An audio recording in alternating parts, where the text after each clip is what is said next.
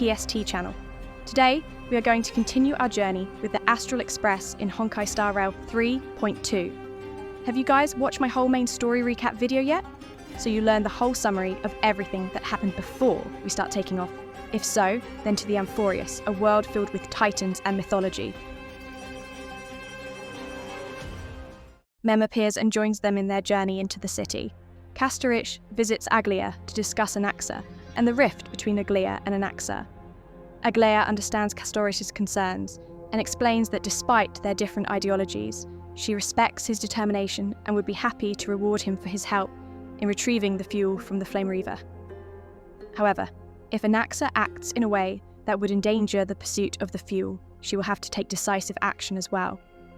The Trailblazer come to the two to accept Orynyx's test of the fuel and will take the test with Mem. Aglaia happily reminds the Trailblazer of the fate that they may inevitably encounter with Amphoreus if they pass the test, and asks the Trailblazer to reconsider their answers. The Trailblazer and Mem confirm that they will take the test, and see Orynyx as not a dangerous and vicious titan. Aglaia, the Trailblazer's friend, once again tells them to go to the Vortex of Genesis after Trinan has prepared the test of the fuel. The Trailblazer returned to their room and found Dan Heng and Phanon talking. Dan Heng said that they were discussing the issue of the Elders trying to obstruct the Chrysos Heirs in the matter of the continuation of the fire. Phanon explained that in Okima's governance system, there would be a council meeting between the Chrysos Heirs and the Elders Council, which would be held every 5 years at Dawncloud to discuss and set policies that would use votes and popularity from the people to determine the direction of the future administration, called the Citizens' Assembly. The Elders Council wanted to use the Assembly to seize power from the Chrysos Heirs. In the past, the pursuit of the flames had always been successful because of Aglaia's manipulation. But this time, there was an important variable to watch out for, which was Anaxa, because Anaxa was against the pursuit of the flames, and the Elders Council wanted to recruit Anaxa from this point. Dan Heng said that while the Trailblazer were taking the Orynyx test, he and Hyacine would travel to the Grove to find information on how to get out of the sky, before they go their separate ways to rest. A few days later, at the Vortex of Genesis, Trinan finished preparing the Fire Inheritance ceremony. The Trailblazer and Mem immediately proceeded with the ceremony.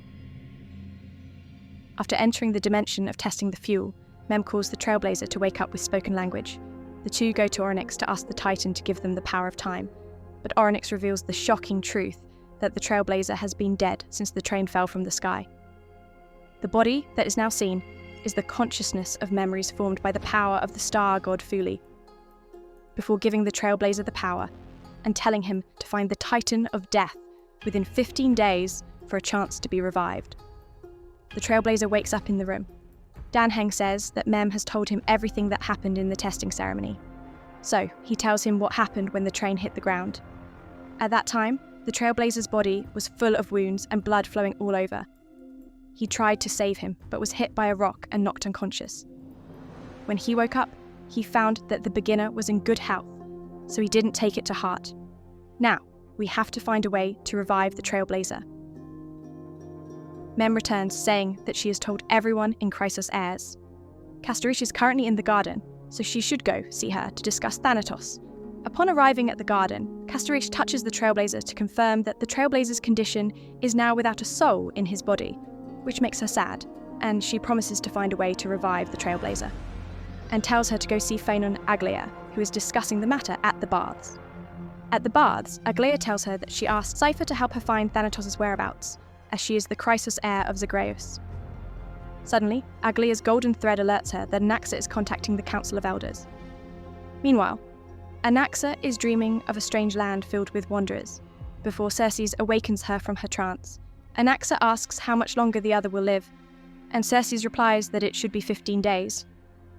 Anaxa travels to meet Ligus, the head of the Assembly and a member of the Council of Elders, and Ligus himself is able to see the Titan Circes at Anaxa's side. Ligus guides Anaxa to Kenis, the head of the Council of Elders at Dawncloud. Okay, wow, good animation is incoming.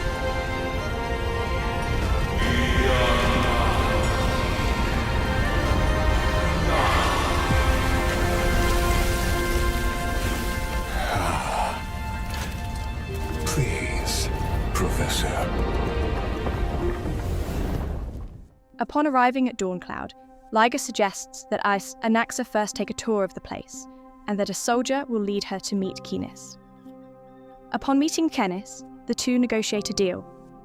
Anaxa will join the Council of Elders, so that the Council can protect her life from Aglaia, who wants to extract the Igniter from her body to perform the rite of inheriting the Igniter, and that Anaxa will be willing to assist the Council in the Assembly as a representative of the Grove.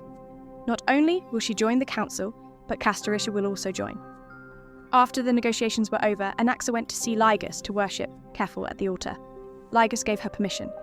Circes objected, asking if Ligus was not afraid that Anaxa had done something to the Titan's body. Ligus informed her that it was within the free will of all Amphoreus to see Kefili. On her way to worship, Anaxa encountered a mirage of a person resembling Circes, but Circes himself could not see him. This puzzled her and led her to believe that she was hallucinating. However, as she got closer to Kefil, the mirages became more frequent. A woman resembling Circes, named Calypso, was speaking to a man named Neus about the dark waves and the demigodhood of a man named Chaos, whom Circes did not know and had no memory of. When they arrived at the altar on the mountaintop, Anaxa's fatigue caused her to enter a trance, and she saw the strange land in her dream again. This time, she heard a story about the incident where Calypso Gaius and another girl named Pelixia were discussing the inheritance of the Titan's fire. The conversation she heard excited Anaxa, who was about to get proof of her alchemy research related to the fusion of souls with Titans. On the other side, Dan Heng and Hyacine arrived at the Grove. While searching for information on Amphoreus' research beyond the sky, the two came across a secret record of Anaxa researching the identity of the Chrysos Heirs, Golden Blood, and Soul alchemy. Hyacine analysed the situation when the Black Wave invaded the Grove, making Hyacine realise Anaxa's true intentions and goals. He wanted to test the fusion of his soul with the Titan Kefil. Back at Dawncloud, Anaxa told Circes that his ultimate goal was to find out the truth about the soul and the identity of the Titan. And now he's close to finding the answer. Castorice comes to Anaxa at her invitation. Anaxa will help Castorice find the location of the Titan of Death and save the Trailblazer in exchange. Castorice immediately agrees, still unaware of the exchange. Anaxa explains that the reason Circes doesn't recognise the person named Calypso in the hallucinations he's seen, despite their similar appearances, is because Calypso, Igneus, and Pelixia are memories of souls, and they are heroes from the past who inherited the fire and became Titans to create the modern world. This means that the Titan's true identity is a human who received the fire and became a god. Meanwhile, Aglaia Fanon and the Trailblazer receive news from Hyacine and Dan Heng that Anaxa is trying to fuse Kefil's soul before they can attend the first assembly. Crateros visits Fanon and the Trailblazer to deliver news from Medea that the Flame Reaver is still alive. During their conversation, the people's cries of expulsion of Aglaia prompted Fanon to rush to the assembly stage. Aglaia says that because she has lost her humanity as a demigod for too long, it is harder to resolve this political conflict than ever before, and the elders are planning more carefully. Aglaia now wants Fanon to be the next debater. Canis, the elders' debater, accuses the Era Nova of the prophecy of the core flame, chase of an uncertain future.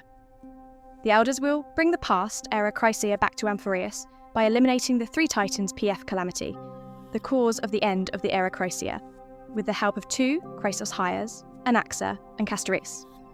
The two show their support for the elders, causing the people to overwhelmingly vote for the elders. Ligus announces the results of the meeting.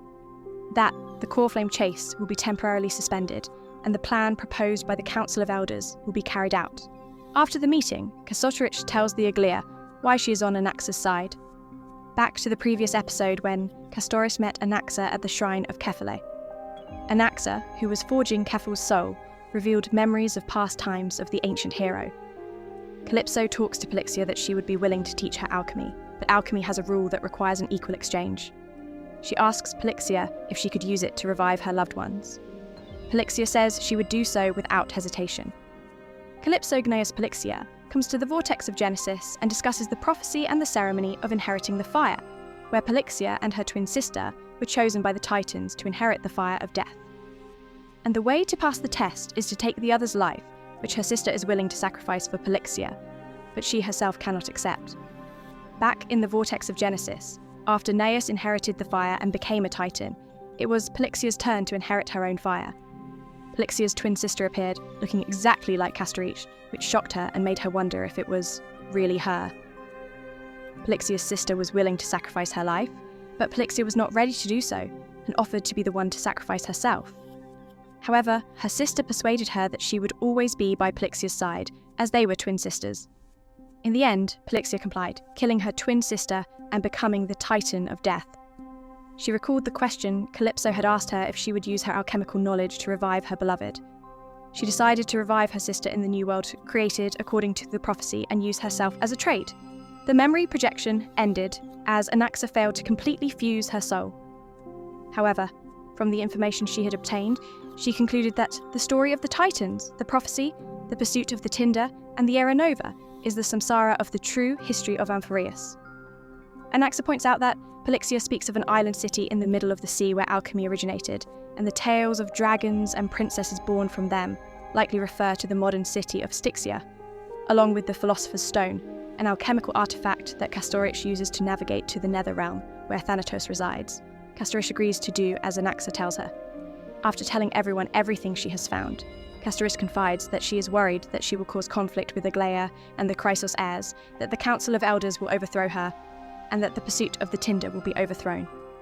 She has been hesitant to find meaning in her identity, born with the gift of death. But she saw this as an opportunity to save the life of the Trailblazer she had to pursue. Aglaia was glad that Castorice had been so honest and willing to help. She would ask Cypher to help her take Castorice and the Trailblazer to Styxia tomorrow, since Cypher had Zagreus' power to cross the sea of souls that surrounded the city before they went their separate ways to rest.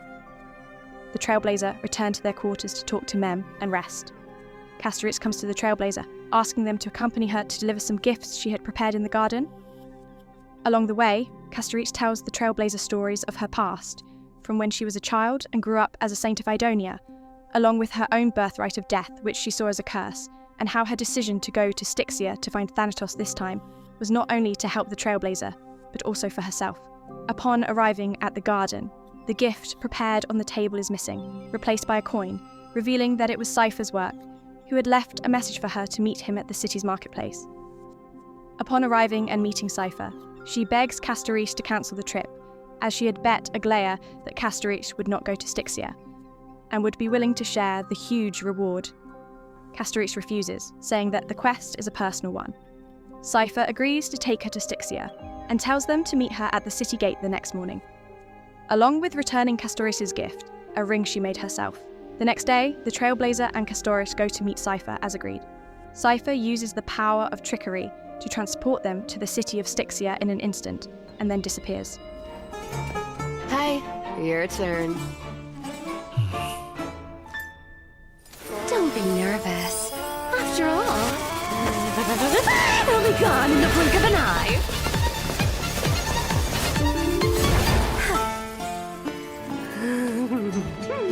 All done. Bye.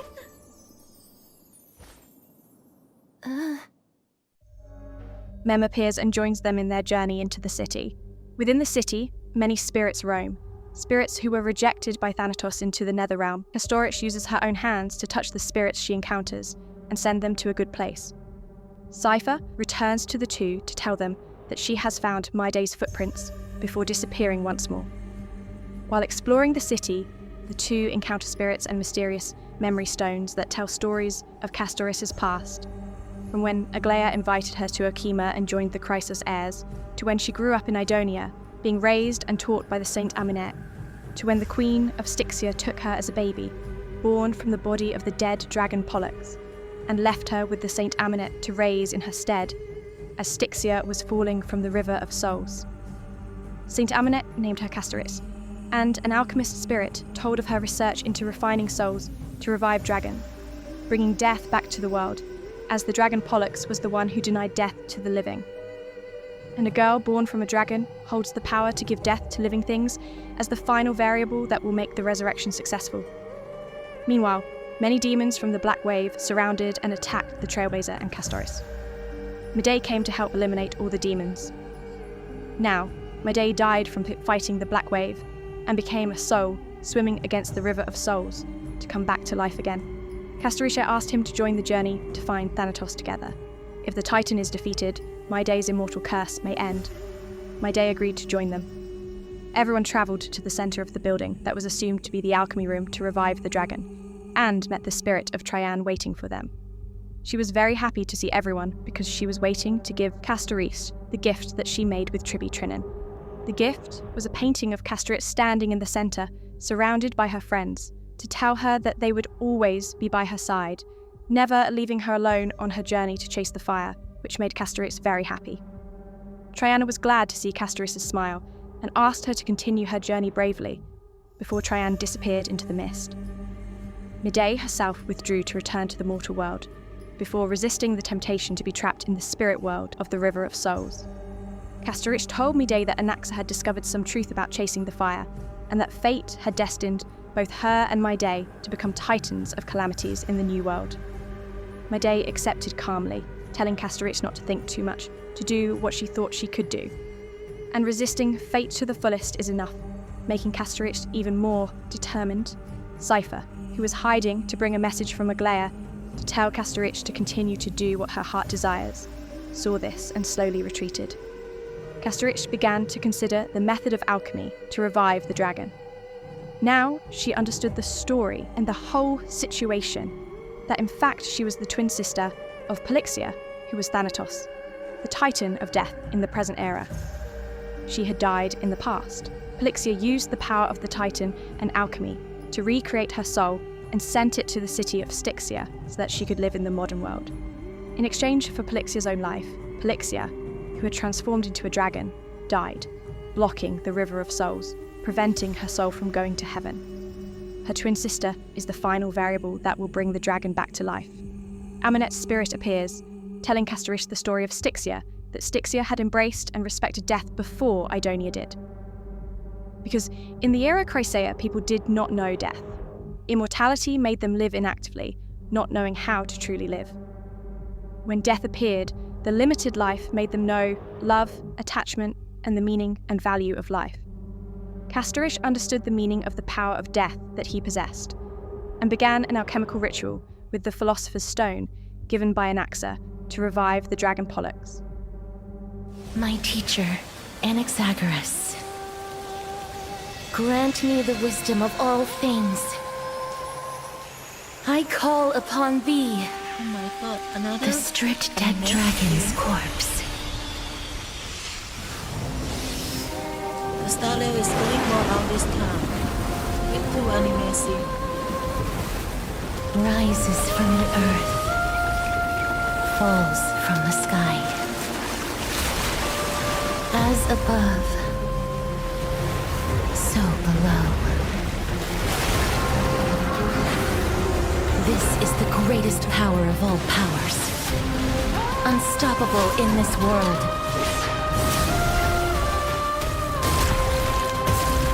The great work that commands all death. I shall grant you embrace.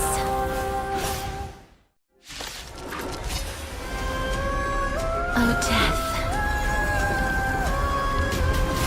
sleep in peace.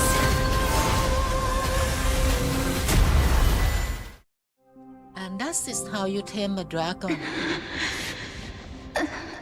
The dragon revives and resists to banish Castorice from the Nether Realm, but fails. Castorice kills the dragon and comes to talk about how she made the most of her second life. And she does not regret returning to her sister Pollux. And when she needs to make it necessary for her to enter the Nether Realm in order to save a life, Pollux takes her into the Nether Realm. Castorice awakens in a beautiful field of flowers. This is the Nether Realm. Pelixia appears beside her. The two talk about various things: Castorice's past life, the Titan's test of the fuel, how Pelixia revived Castorice, the cause of the curse of death, the reason the Nether Realm rejected souls, Thanatos' true duty, and Pelixia's excuses that disrupted the cycle of life and death. Stuck alone in the Nether Realm, she spent her time cultivating flowers in this land until it became a large field. Pelixia apologised for making Castorice have to face a difficult life because of the power of death, but Castorice replied that even though she had travelled a lot in her new life, but because of the blessing of death that Pelixia gave her, and meeting her other half that she had been searching for, all along and sharing stories, she understood the meaning of her own mission and the existence of both of them. Castorice asked Pelixia to send the fuel for the Trailblazer to return to the human world and restore the cycle of life and death to humans. She herself would stay here with Pelixia, using the power of death to take care of the fields and the souls together as Thanatos until the new world came. Pelixia happily complied, but the power of the Titan was determined to be held by only one person. This time, she chooses to be the sacrifice instead, and asks Castorice not to forget her. Castorice promises that she will never forget her, even if she is reborn in the next world.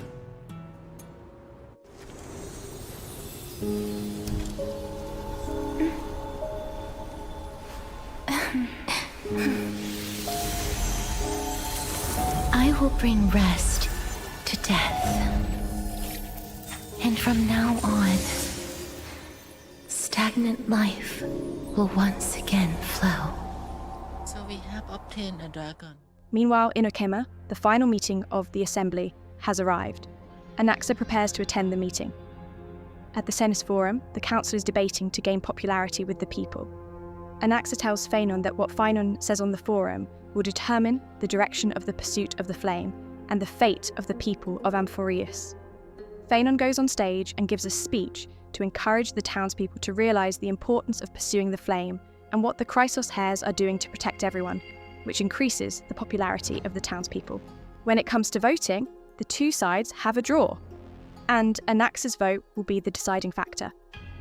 Anaxa stood still for a long time to enter the Nether Realm, and got an answer from Castorice that the assumption about Samsara was true, and Castorice had successfully opened the door to the Nether Realm, so the vote was decided for Chrysos Heirs. Professor, Anime. I completed the proof you wanted.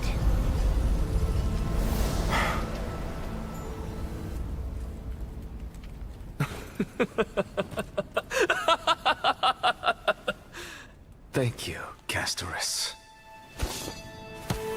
The answer is plain as day. My vote goes to the Flame Chase Journey and nothing else! Elder Kindness, I have deciphered the truth of this world.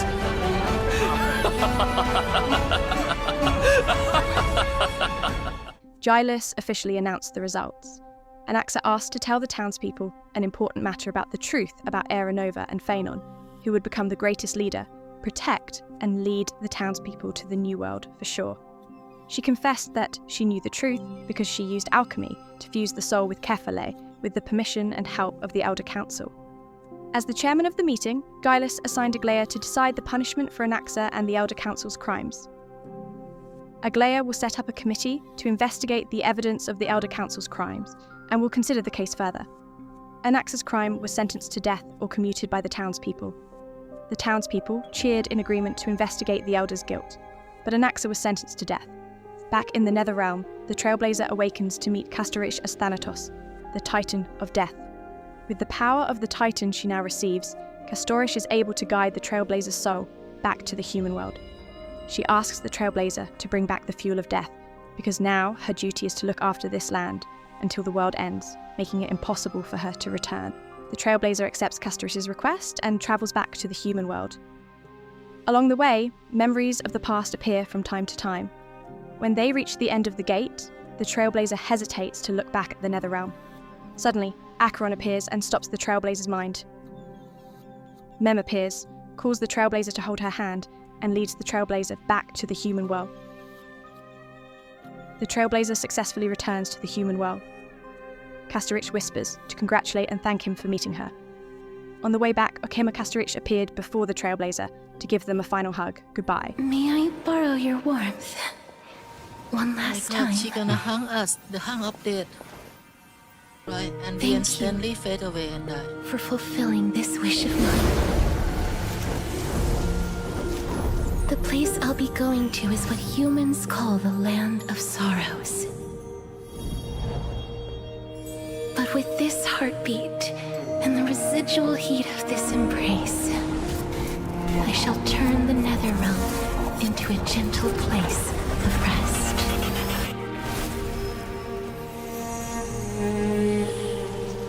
So many good animation in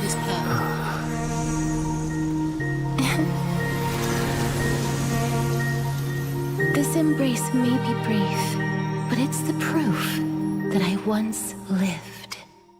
At the Vortex of Genesis, to perform the fire delivery ceremony, Aglaia talked things out with Anaxa. The Trailblazer arrived just in time. The fire delivery ceremony began, and the Trailblazer successfully delivered Thanatos' fire. Castorice appeared and wished them a smooth chase, and not to forget her. Then, it was Anaxa's turn to deliver Circe's fire, which cost him his life as a death sentence. Rejoice, Circes. I sow the seeds of suspicion in the new world with your soul! And now, the objective is complete. That is all.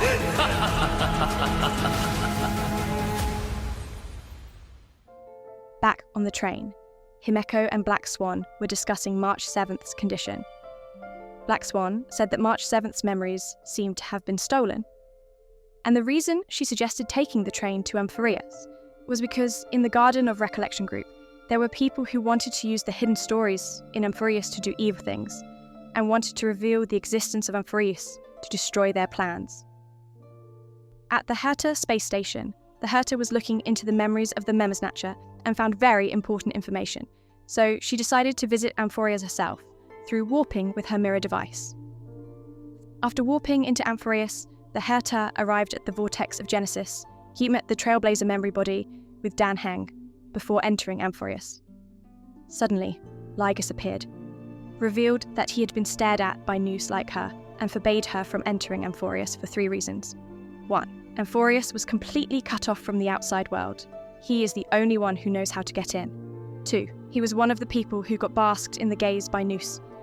A fight between the two of them will not be good. 3. Lord Ravager is imprisoned here. If he escapes, it will destroy the galaxy. If you enjoy this video, please like and subscribe for more movie-style game stories. We cover everything from classic RPGs like Final Fantasy to the latest mobile and MMO. Life's busy, so we keep games short and sweet. Get the story without the time commitment a quarter of the time. All the fun. Thanks for watching, and we'll see you soon.